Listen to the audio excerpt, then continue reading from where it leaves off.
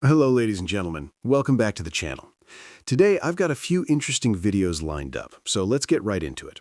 First up, can a woman who earns more money truly be happy marrying a man who earns less? In this clip, the lady on the show says she makes more money, so she wouldn't marry a man who earns less than her. Interestingly, she says she can date a man who earns less, but marriage, that's off the table. Watch this and let me know what you think in the comments. Does income really determine long-term compatibility?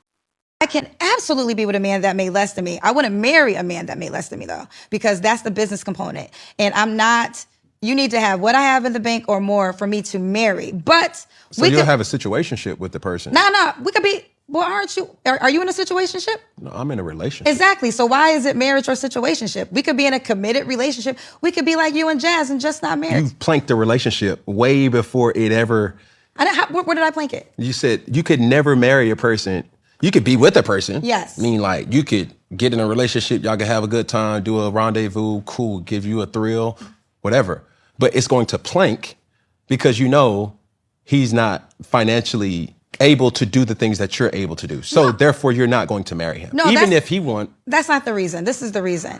You know, when men sit in this seat, again, in my seat, in a seat of finances, you know, you invested in your own company, you have assets. More men they encourage that man. Don't get married. You got too much to lose. Don't get married. Date, you know, but don't get married because if she leaves you, she can get half or whatever your assets. So I'm a woman in that seat. And I'm saying simply the same thing. I have no problem dating. Because we're talking, you asked me about money. So when you talk about money, I have to talk about business because that's what it is, right? Let me tell you something. Now, shout outs to Mary J. Blige, who is the queen of everything. She done all them songs, all them tours around the world, and Kendu got to get some of her. He ain't sang not one song on a boot on stage with Mary J. Blige. As hard as I work, you got me crazy if you think I would marry a man and then he would be up in heaven singing background with Whitney Houston. He would be in Michael Jackson dance classes. He would not be on earth with the money that I created. Now, on to the next video. Honestly, I don't even know what to call this. Is it love? Is it desperation? Or something else entirely? This man is going all out for a woman who clearly doesn't know what she wants. Personally, I could never put myself in that position, waiting around while someone explores all their options, only to come back and treat me like a backup plan. But let's be real, there are a lot of men out there who find themselves in this exact situation. The question is, why?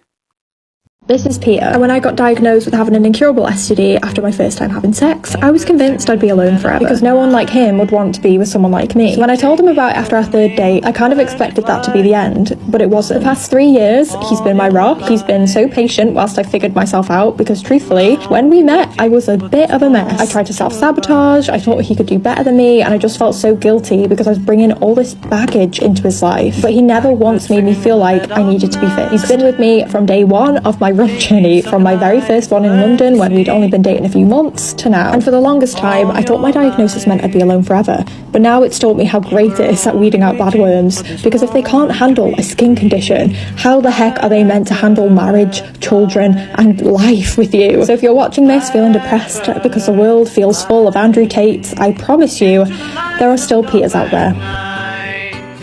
Next, we have a lady claiming that men are not leaders, but laborers because they take orders and therefore can't lead in relationships or marriages. Now, that's a bold statement, but here's something to think about.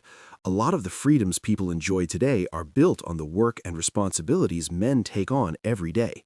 In many homes, the man carries the weight of responsibility, whether people acknowledge it or not. But hey, I'll leave that for you to decide.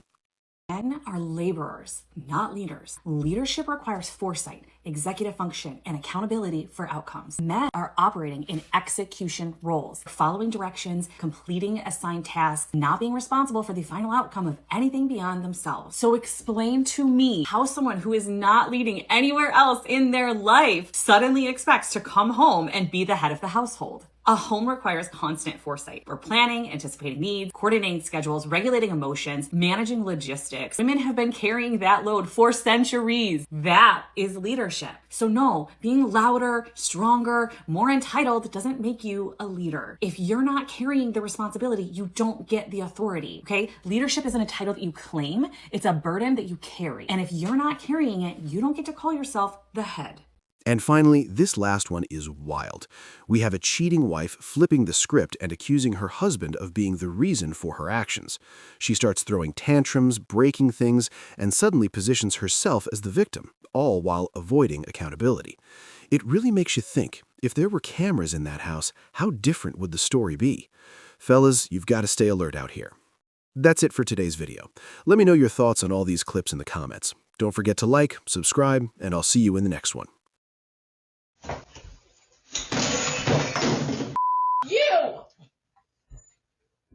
Did you get that? Okay. She's holding. So you cheat and then you wreck the house up. Wow. So you cheat and then you do this. That's really wow. Okay. Yeah, I am, because you're calling me a like I don't have feelings, like I'm not a real person, like I didn't go through some real the last year. Are you kidding me?